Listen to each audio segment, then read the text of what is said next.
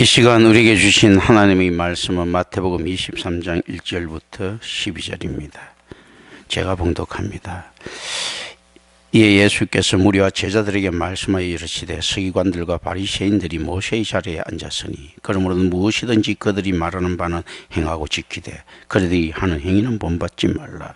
그들은 말만 하고 행하지 아니하며 또 무거운 짐을 묶어 사람의 어깨에 지우되 자기는 이것을 한 손가락으로도 움직이려 하지 아니하며 그들의 모든 행위를 사람에게 보이고자 하나니 곧 그 경문띠를 넓게 하며 옷을 길게 하고 전체 윗자리와 회당의 높은 자리와 시장에서 문안받는 것과 사람에게 랍비라 칭함을 받는 것을 좋아하느니라.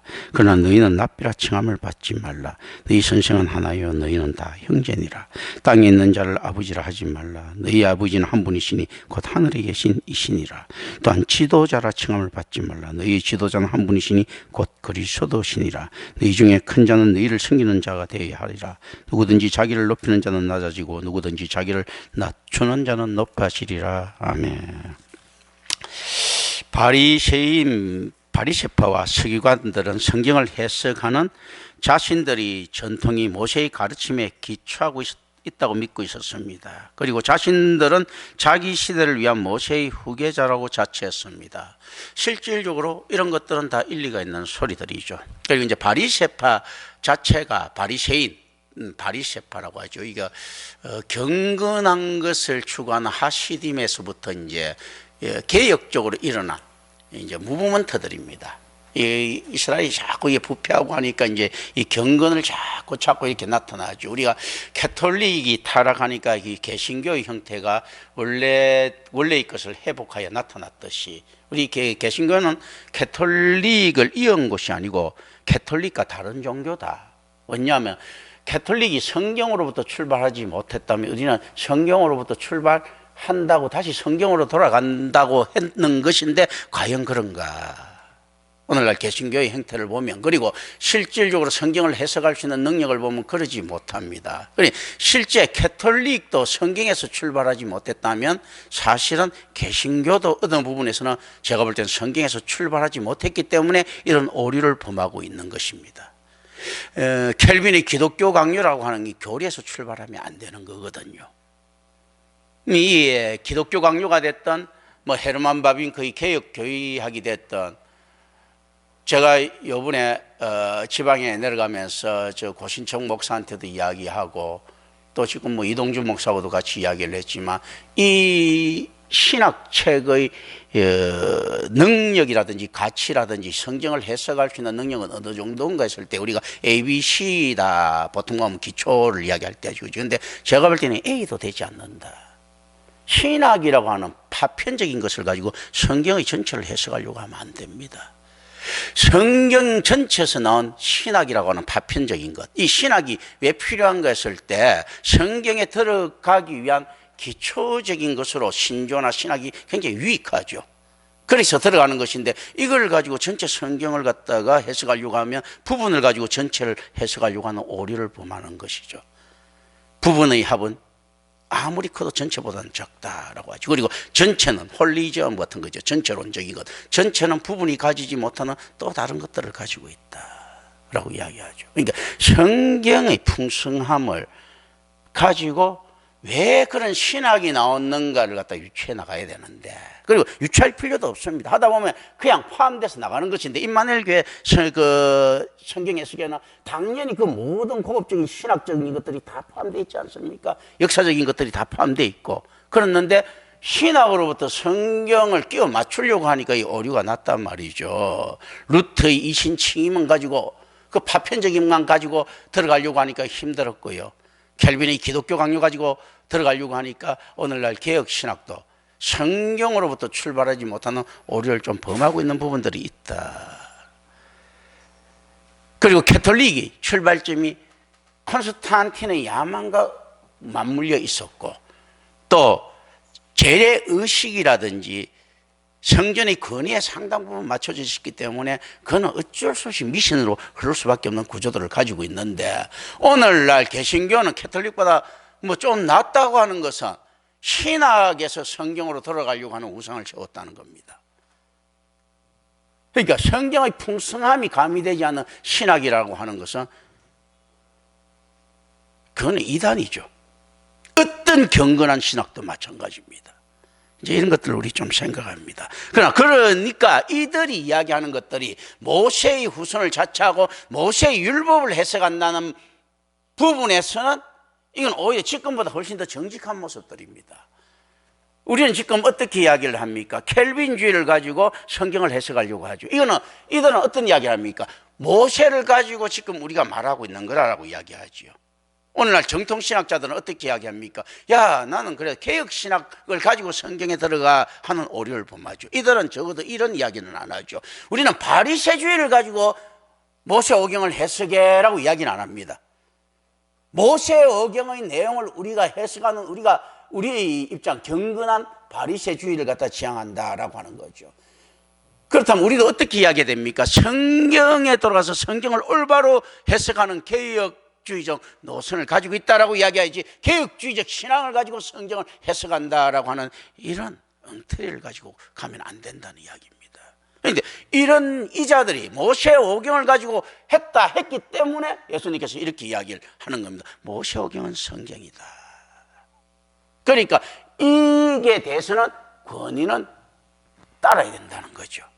그런데 야들이 모세오경에서 출발했는데 바리새주의를 나타냈고 사두개주의를 생산해냈는데 이거는 가짜다라는 겁니다. 이들이 실천을 배우지 마라라는 것은, 이 실천은 뭐하고 연결되어 있습니까? 교리하고 연결되어 있죠. 이거는 가짜다라는 겁니다. 성경에서 출발해서 파편화시키는 이것을 가짜로 봅니다. 아까 그 김민호 장로가 이야기했을 때 임마누엘 교회가 사랑이 있게 해달라 했는데 실제 사랑의 계명이 빠져 있습니다. 상당 부분. 그래서 이 실천은 어떻는가 하면 사랑하는 방식에 대한 여러 가지 이야기예요. 하나님에 대한 사랑과 이웃에 대한 사랑에 대한 방식이 여러 가지 이야기던데 이들은 어떻습니까? 성경의 문자를 지키기 위한 여러 가지 방식을 택했단 말이죠. 교리는. 예수 그리스도의 정체성을 어떤 부분에서는 우리는 지켜줄 필요가 없습니다.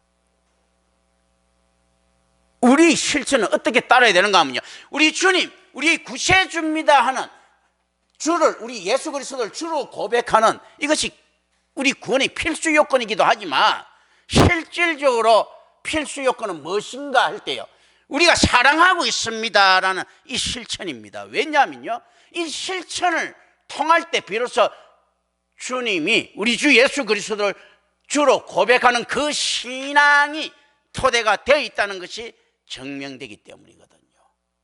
그래서 사랑이 없다면 앞에 이야기하는 것처럼 사기꾼의 말들이죠. 모세오경의 이야기를 하더라도 실천은 사기라는 이야기죠. 그러면 결과적으로 어떻는가 하면 그들이 알고 있는 진리도 가짜라는 이야기입니다. 그럼에도 불구하고 안에서 가는 그 진리 구상들 이런 것들은 가지고 가야 된다. 성경 자체는 맞는 것이니까, 성경을 잘못 선포했다 하더라도 성경은 틀리지 않은 것이니까, 무한 것이니까 그들이 말하는 문자는 맞다는 이야기죠. 그들이 말하는 의미는 틀렸다. 사랑이 없고 공동체 정신이 없는 그리스도인들의 신앙 고백, 이거는 성경 말씀 아니다는 겁니다. 성경을 문자시킨 문자적 우상인데 그래도 그 인간들도 성경 이야기를 하니까 그 성경은 틀렸다 이야기할 수 없으니까 맞다라고 오늘날로 해석하면 그런 거는 인정한다는 거죠. 그래, 그 말은 맞는데 그래서 네 꼬라지는 이라고 이야기하는 것이 야고보의 입장이죠. 그리고 또 그 말은 맞는데 그 말이 확실히 맞는가 너 해석해봐 라고 하는 게 바울의 입장입니다. 여기서 은혜가 나와야 되고, 오직 은혜가 나와야 되고, 여기서 어떻습니까? 실천적인 사랑이 나와야 된다는 거죠. 순종, 하나님에 대한 순종은 무엇이 기반되어 있습니까?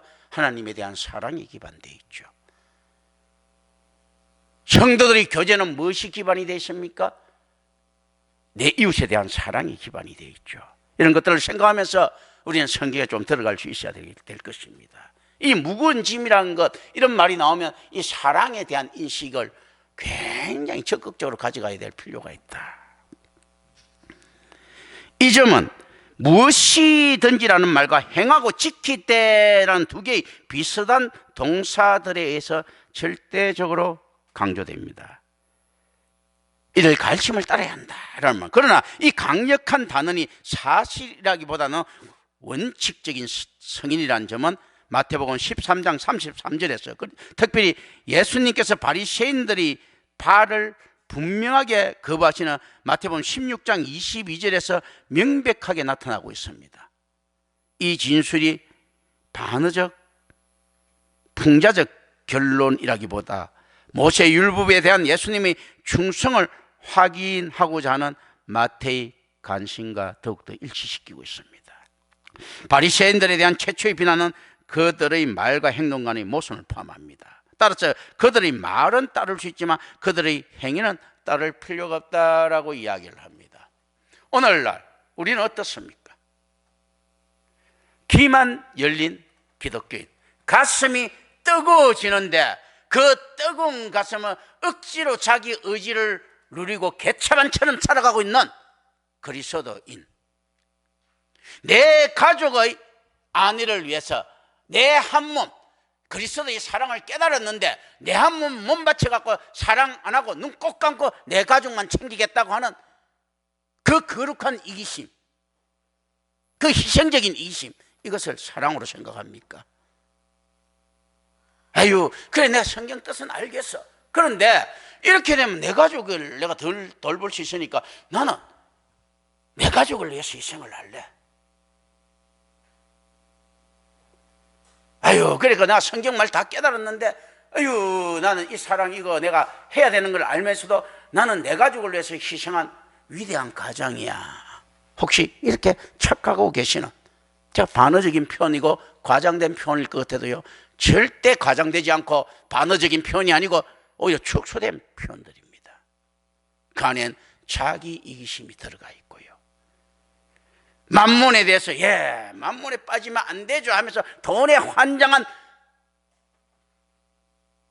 근금 전략하고 자식을 위해 희생하는 부모들, 만몬이즘이죠. 내 자식을 위해, 내 부모 형제를 위해서 희생하고 있고 자기는 정말로 나는 하나님 선거 없습니다 하는 수존노와 같은 만몬들, 자기 사랑에 빠진 사람들, 하나님께서 지정해 주신 인류의 공생과 이웃, 그리고 원래의 출발이 인류는 하나라고 하는 것을 무시하고 내 가족의 기준을 축소시켜버리는 잘못된 성경에 대한 왜곡, 이기심은요 성경에 대한 왜곡도 들어가 있습니다. 이런 것에 대해서 우리는 어떻게 할 것인가,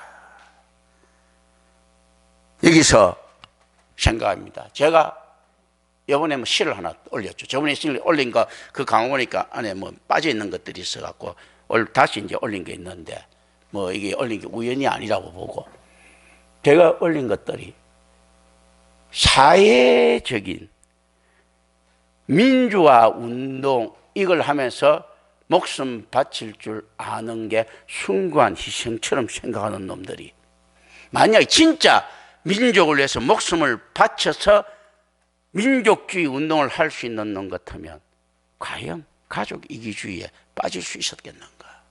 국가와 내 민족을 위한다는 놈이 내 옆에 있는 이웃은 외면한다, 이런 어불성설이 있겠습니까? 지 안에서 그 내용들은 이런 거예요. 저 안에서 뚝 던져. 앞에 김지아 시를 제가 적었어요. 타는 목마름으로 할 때, 원래 옛날에 굉장히 유명한 데모를 할 때, 그리고 안에서 그 민주주의 붙일 때 그런 거죠. 지금 제가 대충 기억나는 것 같으면 이런 거죠. 내 머리는 너를 잊은 지 오래, 내 걸음도 너를 잊은 지 너무도 오래. 완전히 신앙적이에요. 이것들 보면 하는 거 보면요.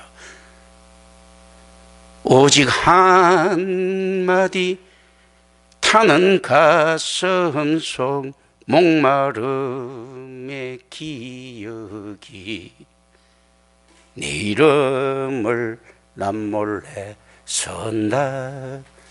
타는 목마름으로 타는 목마름으로 민주주의여 만세. 참 신앙적이죠. 격동에 불을 붙입니다. 그죠?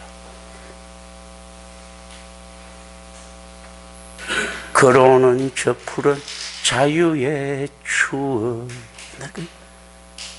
뭐 완전히 보면 이게 이 내용들이, 그리고 여기서 대중들은 반응을 합니다. 되살아나는 벗들에 끌려가는 피 묻은 얼굴, 뭐 이런 거요. 떨리는 손, 떨리는 가슴, 치떨리는 뭡니까? 분노함입니까? 분노함에 서툰 백묵글씨로 선다. 자, 남몰래 섞고 서툰 백묵글씨로도 실천한다는 거죠. 지금 안 갖춰줘도. 타는 목마름으로 타는 목마름으로 민주주의여 만세. 신앙이. 김대중 씨가 이야기합니다. 고대 앞에서. 어떤 겁니까? 민주주의는 국민들이 피를 먹고 자랍니다. 학생들이 환장해서 뛰어나가서 다 죽었어요. 끌려가고 죽고.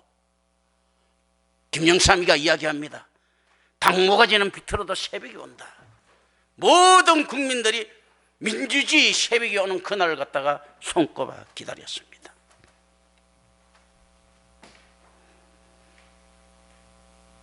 이 안에 보이지도 않고 희생만 가득한 그곳에 이념 때문에 그렇게 희생할 줄 아는 놈들이 새하늘과 새 땅이라고 하는 그 희망을 기다리지 못하고 하나님께서 지정하신 사랑이라고 하는 것 실천하지 못하는 것, 어떻게 이야기하겠습니까? 거대 담론이라고 하는 명분이 자기를 영웅화시키고 있다. 결국 어떤 놈들이 죽었는가 했을 때요, 혁명이 일어났을 때 독립군 마찬가지, 누구든지 마찬가지, 폄하시키는데 이야기할 필요는 없지만요, 다 영웅처럼 죽기를 원했기 때문입니다. 예수 잘 믿으면 어떻게 죽어야 되는 줄 압니까? 양아치처럼 죽거든. 양아치처럼. 그러니까 영웅처럼 죽는 것은 해요. 거지처럼 죽는 것은 못하겠다는 이야기지.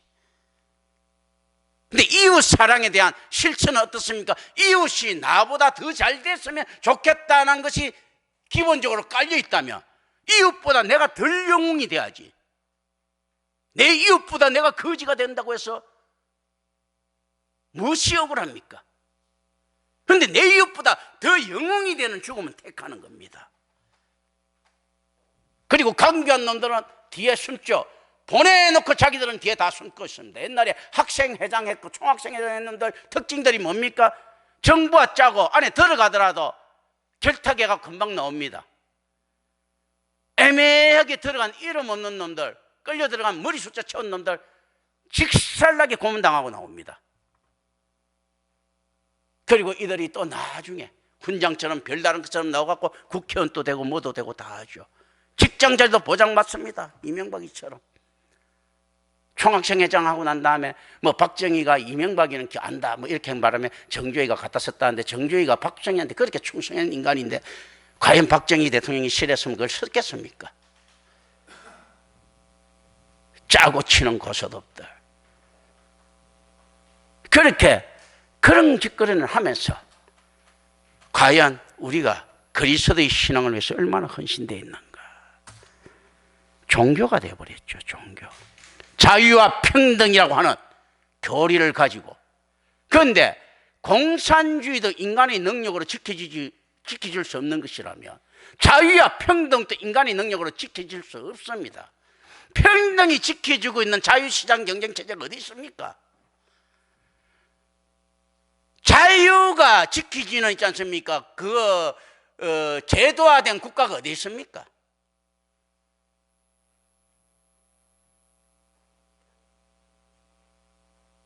절제가 없는 자유는 방종이라고 할 때, 자유화 지키려고 하면요, 모두 다 절제할 수 있는 도덕적 능력을 가져야 되는데, 아유, 저 성범죄자, 저놈 얼굴 공개에 처형해, 저 살인마 죽이라 하고 사람마다 각각 돌연변이와 같은 이런 괴물들이 태어나고 있는데 과연 질서가 지켜지겠습니까?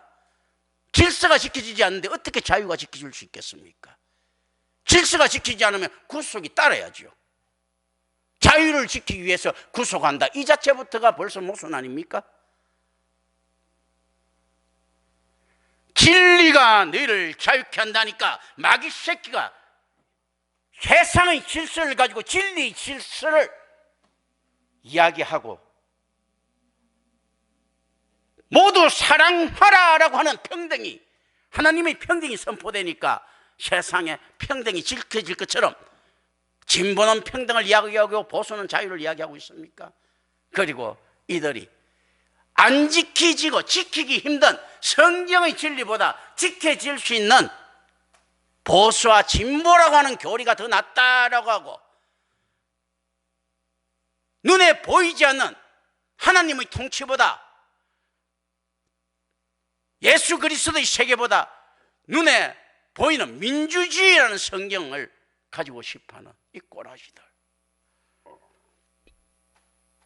가이사의 것은 가이사라고 했는데 철저하게 가이사의 것에 종속된 이런 모습들. 정강훈이 같은 놈들이 안에서 설친되면서 보수라고 이야기하고, 문익환이 같은 놈들이 북한 왔다 갔다 하는데도 인연 맞다고 한석헌이 같은 놈들이 왔다 갔다 하고, 김동길이 같은 놈들이 비판을 위한 비판을 잣대를 대넘어 거기 또 진보라고 존경받고, 이런 꼬라지의 기독교인들이 어떻게 기독교인들이라고 볼 수 있겠는가 하는 거죠. 우리는 이 땅이 망하는 데 대해서 철저하게 있지 않습니까? 관심이 없어야 됩니다. 왜 그렇습니까? 만약에 이 땅이 망하는 데 대해서 아유 그럼 이 지구 살면서 이 그런 걸 갖다 안 하고 하면 지구에 살 자격이 없지 않은데, 그리스도인들은 무엇이 했습니까? 이 땅이 망하고 새 나라가 새 땅이, 새 하늘과 새 땅이 오는 게 우리 소망 아닙니까? 망해야 되는 이 땅에 망하지 않도록 버텨내는 것은 누구의 바람이겠습니까? 마귀 새끼 바람이잖아. 망하도록 놔둬야죠. 그렇다고 방관하라는 이야기가 아니죠. 그냥 망하지 않는 이유를 어디서 찾아야 되는가 하면요, 이 안에서 제재나 체제에 순종하는 데서 찾는 것이 아니고, 이 땅이 근데 그럼 망하도록 놔두고 맨날 쓰레기 버리고 맨날 부수고 해야 되겠네 할 때 빨리 망하게 하려고 하면 이런 이야기가 아니고 사랑을 하라는 거죠. 사랑을 하다 보면 어떻게 됩니까? 이 땅이 망하는 속도가 늦어지죠. 마귀 새끼가 잡듯이 잡는 게 아니고 우리는 빨리 새하늘과 새 땅이 와야 되는데, 그게 좋은데 어느 정도로 우리가 사랑을 해야 되는가 하면요, 우리가 사랑을 해서 이 땅을 화목하게 만듦으로써 새하늘과 새 땅이 늦게 오는 손해를 감수하면서까지도 사랑을 한다는 겁니다. 우리 새하늘과 새 땅이 늦게 오면 손해잖아, 믿는 사람은. 참 성도라면. 그런데도 사랑을 하다 보면 어떻습니까? 새하늘과 새 땅이 늦게 올 것 아니야. 그 손해 보면서도 그 사랑을 한다. 사랑에는 모든 질서들이 다 들어가 있죠. 이걸 과연 우리가 깨달을 수 있겠는가? 깨달은데 실천될 수 있겠는가? 깨달은 인간들은 무수히 많죠. 개떡 같은 소리죠. 한 놈도 없다는 이야기입니다. 그 깨달은 걸로 착각하고 있는 거죠. 정말로 깨달으면 두려워서 지키지 않을 수가 없습니다. 깨달음, 그 정도 깨달음을 얻으려고 하면요, 하나님의 은혜가 있어야 되는데, 하나님의 은혜를 받았다는 것은 어떤 이야기입니까? 하나님의 살아계심을 믿는다는 이야기인데, 오늘날 기독교인 중에서 만약에 하나님이 살아계신다는 것을 갖다가 50%만 믿어도 교회가 이 꼬라지 날 것 같습니까? 김사마이 같은 놈들이 나타날 것 같아요? 오정영이 같은 놈들이 나타날 것 같아요? 조영기 같은 놈들이 나타날 것 같습니까?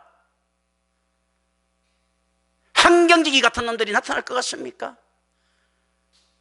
그런 놈들일수록 하나님 살아계신다는 거 확신하면 붙어갖고 내 형제, 부모 형제가 죽든 말든 하나님 앞에 잘 보려고 딱 잡고 있었을 거야. 초인적인 의지를 가지고. 성공한 놈일수록 더 그런 사람들은 의지력도 좋지 않아. 그러니까 너희와 내 새끼들 죽든 말든 간에 하나님 꼭 잡고 있을 거야. 왜냐하면 이미 천국 가면 내 새끼가 아닌데.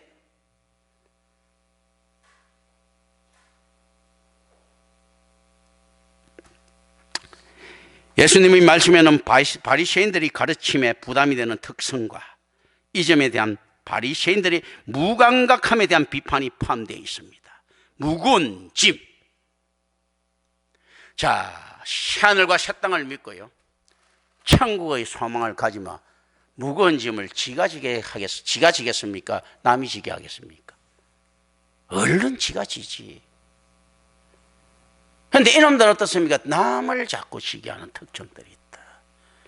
교회가 하나님을 팔아서 점차적으로 양들에게 짐을 자꾸 지우는 경향들이 있죠. 지금 이제 그 이야기들을 하는 겁니다. 이 무거운 짐은 분명히 어렵고 복잡한 계변을 수반하는 바리새인들이 독특한 구전율법을 지적합니다. 그리고 이 구전율법이라는 것이 어떤 특징입니까? 바리새인 구전율법, 야, 모세오경에는 안 나와 있지만 말이야, 자, 하루에 금식 몇 번 해. 됐잖아요. 그리고 내가 저 세리와 같이 안 된 것을 하나님께 감사합니다 하고, 또 온 제작거리가 머리 풀고 막 하는 있지 않습니까? 모세율법에 전혀 없는 거, 이런 것들이 꽉 달려 있거든요. 이 미신적인 행위가, 이게 대표적으로 로마 교회와 오늘날 교회 오순절파에서 나타나는 행위들이다라고 주석은 이야기합니다. 성경 주석에서 딱 그렇게 나와 있어요. 그럼 맞는 이야기죠. 로마 교회인데 성인들의 유전들이 쫙 깔려 있죠. 오순절 어떻습니까? 무거운 짐을 지었지. 하나님 예수 잘 믿으면 이 땅에서도 축복받고 땅 몸도 건강하고 만사가 형통하고. 그런데 이 세 가지가 다 갖추기가 너무 힘든데, 아니 그러면 이제 그 하나님 은혜 못 받은 자한테 이거 큰일 났지 않습니까? 예수 잘 믿는 거 증명하려고 하면요, 열심히 와 새벽 기도도 해야 되고요, 돈 많이 버린 정표도 보여줘야 되고, 건강검진할 때 60대 되더라도 20대 몸이면 20대 건강입니다 하는 이것도 내줘야 되고, 이게 얼마나 어려운 일입니까? 하나님 축복받으면 그렇게 된다는데, 캐톨릭 교회도 역시 마찬가지고 이런 것들을 가지고 있지 않습니까? 이 계변을 수반하는 것들, 이 무거운 짐들을 오늘날 개신교들도 엄청나게 많은 무거운 짐들을 툭툭 던져주고 있는 거죠. 예배 의식부터 그렇지 않나? 길선주 같은 인간이 새벽기도 만들어가지고 무거운 짐 지었지. 이거 가만 보니까 이게 중간쯤 뭐 있어야지. 이 대한민국 사람들이 보면, 이거 대한민국 사람은 흩어지면 뒤에서 욕을 하는 습성이 있기 때문에 안 되겠다, 중간에도 한번 모아야 되겠다 고 3일 기도 하면서 수요기 예배 딱 만들죠. 그게 뭔가 모르지만 성령적인 각성이 있어야 되겠다. 그래가지고 막 이렇게 각성이 막 이렇게 대중적인 참여를 좀 더, 야, 이 인간들을 갖다가 좀 더 딴 생각하지 못하게 만들어야 되겠다 하고, 또 3일 기도하고 주일 사이에 또 금요 찬양 예배, 철야 예배 하고 뭐 이렇게 탁 하죠. 그래서 이제 요즘 점점점 어떤 때는 뭐 발전하죠. 새벽 기도 1부, 2부, 3부 뭐 해서 그거죠. 이거 왜냐하면 이게 자꾸 안에서 확인시켜 세뇌 교육을 좀 시켜야 되니까 이 무거운 짐들을 자꾸 지웁니다. 예수 잘 믿는 것이 원래 본업이고 세상과 부업이 맞기는 맞는데, 하나님의 그 은혜는 한량이 없어갖고 일주일만 그 1시간만 잘해도 일주일을 버틸 수 있는 이거 양식이 되는데, 이건 이제 거꾸로 됐어요. 이거 뭐 새벽기도 열심히 모든 새벽기도에 다 참여하다 보면 직장 다니지 못해야 됩니다. 그 맨날 이렇게 가다 보면 특히 뭐 장로나 권사 선거할 때쯤 되면 막 다니면서 직장에서는 꾸벅꾸벅 졸고 있어야 돼요, 그죠? 그러다 보니 사람들이 신경질적으로 변하니까 여유가 없어지는 겁니다. 야, 이 예수 믿기도 바쁜데 말이야, 내가 네 신경 쓸 템이야. 내 사다 보니까 그리스도인들이 신경질적이죠. 한번 생각해 보십시오. 일반 사람들도 맨날 잠 못 자고 맨날 하면 신경질적으로 안 변하겠습니까? 맨날 그리고 목사한테 눈도장 찍어야 되고 이랬는데, 그리고 주일날 가서 또 새벽기도 갈 때마다 어떻습니까?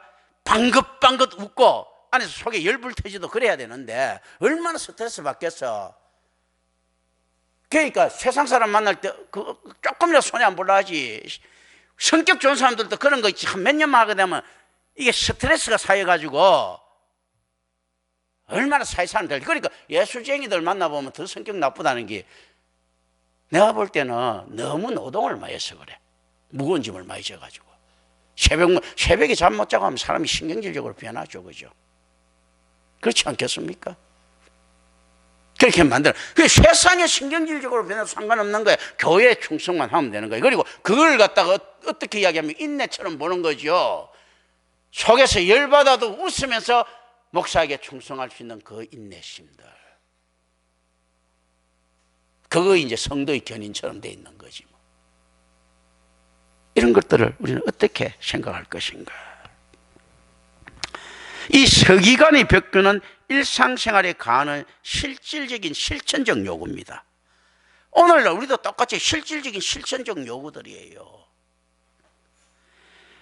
성문 율법에 대한 순종을 비호하려는 동기는 이해할 수 있습니다. 그러나 패역하게도 바리새인들은 그릇된 시도로 자신들이 특별한 전통을 상세하게 규정함으로써 율법을 정교한 울타리로 폐쇄시킨 오류를 범했습니다.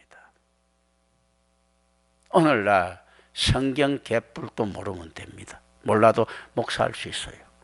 뭐 하면 됩니까? 안에 가는 트렌즈만 잘 알면 돼요. 그래서 목사들 받아보는 서적 중에서는 뭐 잡지책 뭐 이런 것들을 쭉 안에서 정보 가지고 이야기할 수 있는 것 쭉 있죠. 그리고 폴 틸리 같은 놈 신학자라고 이야기하는 그런 놈들 어떻습니까? 이런 이야기를 하죠. 한 손엔 성경을, 한 손엔 신문을 이라고 이야기하죠. 그래서 이게 이제 적용의 중요성을 갖다가 자꾸 이야기를 하는데, 성경은 성경 자체로 해도 충분합니다. 성경의 왜곡되지 않는 진리가 하고요, 신문의 왜곡된 진실하고, 신문이 정직한 적이 유사 이전에 한 번이라도 있었습니까?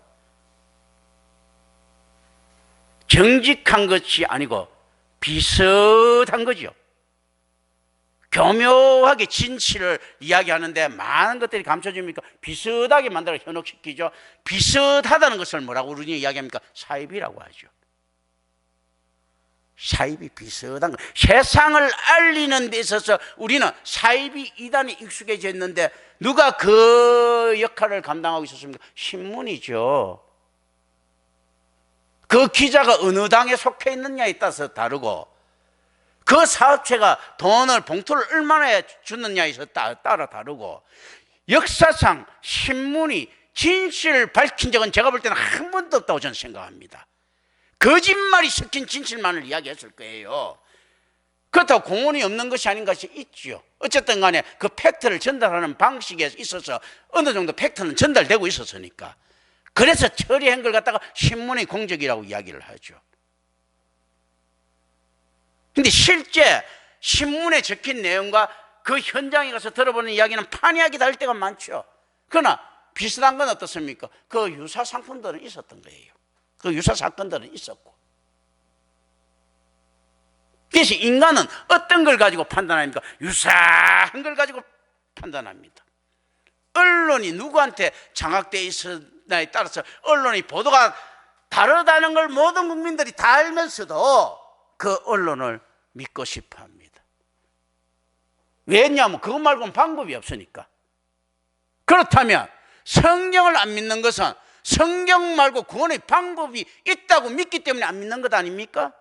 신문 말고 방법이 없다고 생각하니까 신문이 거짓을 이야기하면 상당 부분 하고 있는데 그걸 감안하고 있는데, 어쨌든 간에 신문 말고 그 신문 팩트에 조금이라도 들어가 있으니까, 그러면 성경을 거부한다는 것은 성경의 내용대로 안 한다는 것은 어떻습니까? 성경이 조금 더 진리적인 요소가 없다고 생각하기 때문에 안 하는 거 아니냐는 거죠.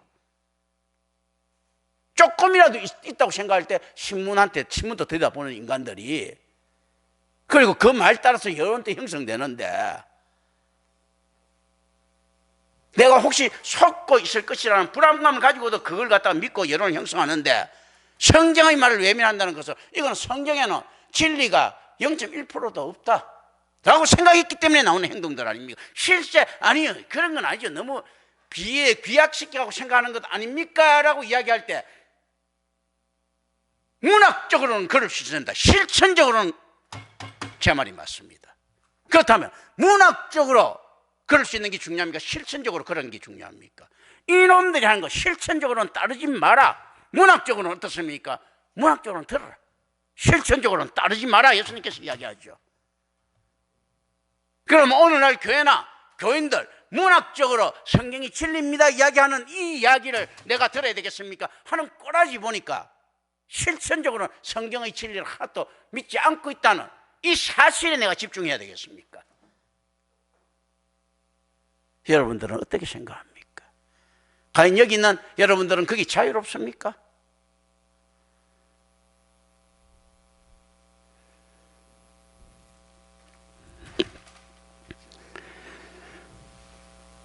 따라서 유감스럽게도 이 시도는 설명하라고 하는 바를 무효화시키는 결과를 낳습니다. 이게 실제 그렇게 되지 않으면 이게 무슨 말인가 하면 전 세계에서 똑같은 복음을 똑같이 외친다 하더라도 그 복음은 엉터리라는 겁니다.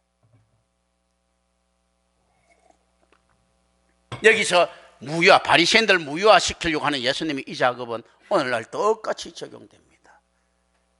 A교회, B교회, 세상의 C교회, 개혁주의를 추구하는 무슨 교회, 오순절주의를 추구하는 무슨 교회, 여기도 공통적인 것은 있죠. 캐톨릭도 이런 말을 하죠. 교회밖에는 구원이 없다. 전부 다 공통적으로 해요. 예수님은 주님이십니다. 다 동의를 하지. 이런 말까지도 무효화시킨다는 거죠. 거짓이다. 니들이 안에서 주장하는 그 안에서 주장되는 순간에 사기다는 겁니다. 예수 구원자 아니야. 교회 안에 구원 없어라는 이야기입니다. 심하게 이야기하면 어떻게 이게 가능할까요? 제가 볼 때 여기 동의합니다. 왜 동의하는지 압니까? 자, A교회에서 예수님이 우리를 구원하시는 구원자십니다. 맞는 이야기죠. 교회밖에는 구원이 없습니다. 맞는 이야기죠. 그런데 이게 안 맞다는 이야기입니다. 왜 안 맞겠습니까? 그들이 말하고 있는 예수가 엉터리고 그 교회가 엉터리인데 어떻게 맞습니까? 김경천 목사가 이야기하는 예수와 조영기가 이야기하는 예수가 다른데, 빌리 그레임이 이야기하는 예수하고 김경천 목사가 이야기하는 게 다른데, 심지어 조나단 에드워즈가 이야기하는 예수와 김경천 목사가 이야기하는 예수가 다른데, 청교도들이 이야기하는 예수와 제가 이야기하는 예수는 달라요. 그 교회도 다른데. 그래서 교회의 선택이 얼마나 중요한 것일 때요. 교회와 교회를 증명하는 그 말씀 선포자의 사역들이 얼마나 중요한 것일 때, 그 선포자의 사역이 과연 어떤 성경에 집중되어 있느냐라는 것을 가르쳐 줍니다. 그래서 어떤 것을 이야기합니다. 똑같은 성경을 들었던 것과도 다르다라는 거죠. 왜냐하면 성경이 글자로만 보면 같죠. 성경은 말씀은 하나님이라 개념을 볼 때요, 똑같은 글자가 써 있다고 해도 똑같은 내용이 아니라는 겁니다. 누가 읽느냐에 따라서 다르지 않습니까? 그러니까 그들이 가지고 있는 성경과 내가 가지고 있는 성경이 달라요. 왜냐하면 그들에게 보이는 것들이 다른데, 교회가 얼마나 중요한가, 교회밖에 왜 구원이 없는가 했을 때요, 똑같은 기독교 표상을 내세운다고요?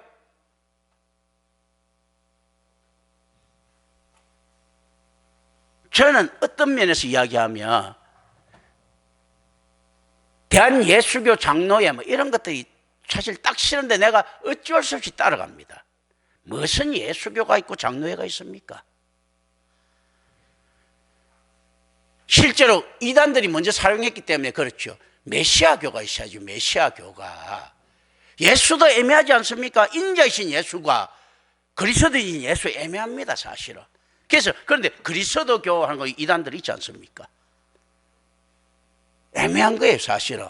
그런데 실제 그들이 쓰는 용어가 내가 볼 때는 훨씬 더 맞는 것 같아. 더 정확한 것 같고. 무슨 장로회가 있습니까? 이 뭐 사내들인 공회도 아니고. 그 장로회가 되려고 하면 목사들 중심으로 돼야 되는데, 목사들 중심으로서도 그거 이룰 수가 없습니다. 우리의 회의의 주도자는 오직 우리 주님, 성령 하나님밖에 안 계십니다. 뭐 이런 건 되겠죠. 그리스도교 성령 파라클레토스 회 뭐 이런 건 되겠지. 그리스도교 뭐 성령회 뭐 이런 거는 되겠지만 무슨 뭐 감리교도들 해서고 메소디즘들 메소드 방식이잖아요. 방식에 따라서 달라지는 이런 개떡 같은 이런 이야기들이 어디 있습니까? 뭐 침례교, 바프티스트들 무슨 이 안에서 뭐 그 침례 안에서 그게 성경의 본질을 이야기하는 겁니까? 파편적인 부분들이지. 이런 떨거지 같은 이런 거. 그런데 내가 이 세상 살아가니까 어쩔 수 없어 가지고 지금 맞춰서 생활하는 겁니다. 그런데 우리는 분명히 알고 가자는 거죠. 알고. 무슨 예수의 장로교, 그 예수교 장로의 무슨 그 감리교도들 있지 않습니까? 뭐 침례교도들, 뭐 오순절, 뭐 순복음 회사코.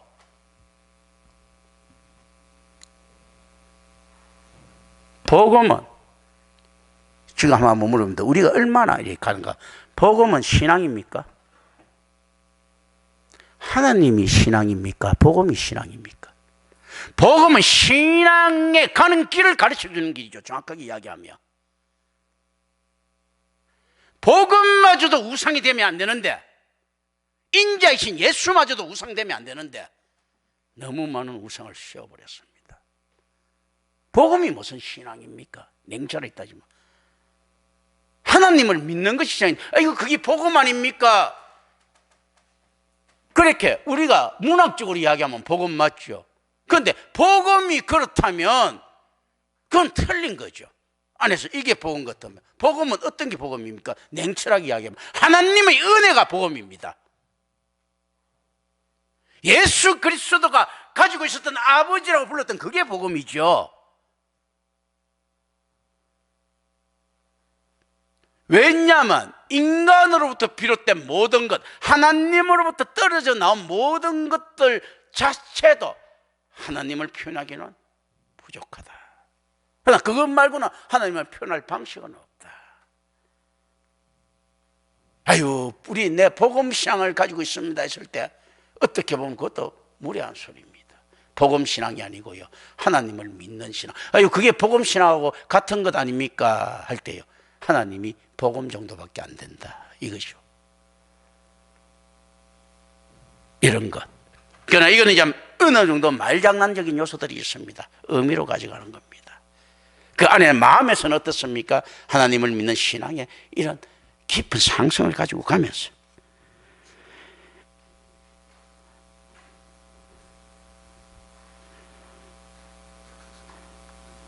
그래서 이 시도는 설명하는 바를 무효화 만드는 결과를 낳았고, 그들은 내 이웃의 부담을 들어주려고 하지 않고 심지어 손가락 하나 움직이는 것까지 다른 사람들에게 지게 했습니다. 그리고 여기는 유대인들의 고대 건동에서의 짐에 대한 개념, 과거에 내가 오래전에 한번 이야기한 것 같은데, 수고하고 무거운 짐 진다더라 다 내게로 오라고 했을 때 이 바리새인들이라든지 이것들이 어떤 짓을 하고 있었는가 하면 이 이야기. 자, 고대 건동에서요, 그 어린 송아지가 밭을 갈기 위해서는 어떻게 가는가 하면요, 고대에서는 이제 쟁기가 이제 두 개가 있어요. 두 마리가 함께 갑니다. 어미소와 새끼소 같이 가는데, 그래서 어미소가 가면서 쭉쭉쭉 가면서 이렇게 야는 따로만 오면 되는 거예요. 가는 법을 가르쳐 주는데, 어미소가 딱 먼저가 안 가면요, 이 새끼소는 움직일 수가 없는 거예요. 그런데 바리새인 꼬라지는 어떻는가 하면, 자, 밭 갈자 해놓고 딱 움직여 가라봐 라고 하는 거예요. 이 형태를 지금 이야기하는 겁니다. 그 딱 두 마리 소가 이렇게 같이 이렇게 가는 거예요. 밭을 가는데 딱 버티고 서갖고 가라봐. 아니, 혼자 가려고 해도 힘들어가지고 이렇게 제대로 잘못하고 갈질자로 갈 것인데 어미소는 움직이지 않고 네가 가라라, 내가 따라갈게, 이렇게 이야기하니까 훨씬 더 무거운 짐이 됐다는 거죠. 실제 오늘날도 그렇죠. 복음을 따라가기도 힘든데 목사까지 얻고 가려고 하니까 얼마나 힘들겠습니까? 목사 방침 따라가야 되잖아. 복음 또 해야 되지, 목사 방침이 해야 되지. 어이, 우리 목사님이 성향이 어때가지고 우리 목사님은 뭐 이런 식으로 하면 싫어해 하면서 이거 가야 되지. 얼마나 힘들겠어요. 바리새인들은 훨씬 더한 거죠. 이 무거운 짐, 임마누엘 교회는 같이 가자고 내가 끌고 가겠다고 이렇게 했더니 어떻습니까? 여기 아예 여기 배우려고 하지 않는 많은 모습들이 있습니다. 이 목사님 끌고 와 있게 지 혼자 끌고 와도 나 또 하는. 근데 항상 복음은 그런 거죠. 무거운 짐이 아닌 거는 큰 소가, 어미소가 끌고 가는 겁니다. 남이 따라만 가면 되는 이 구도인데, 이 끌고 가니까 어떻습니까? 왜 지 혼자도 나 또. 그래서 같이 이 멍에를 지고 같이 갈 사람을 저는 언제나 기다립니다. 기도합니다. 은혜로우신 아버지 하나님 감사합니다. 우리 주 예수 그리스도 이름으로 기도드립니다.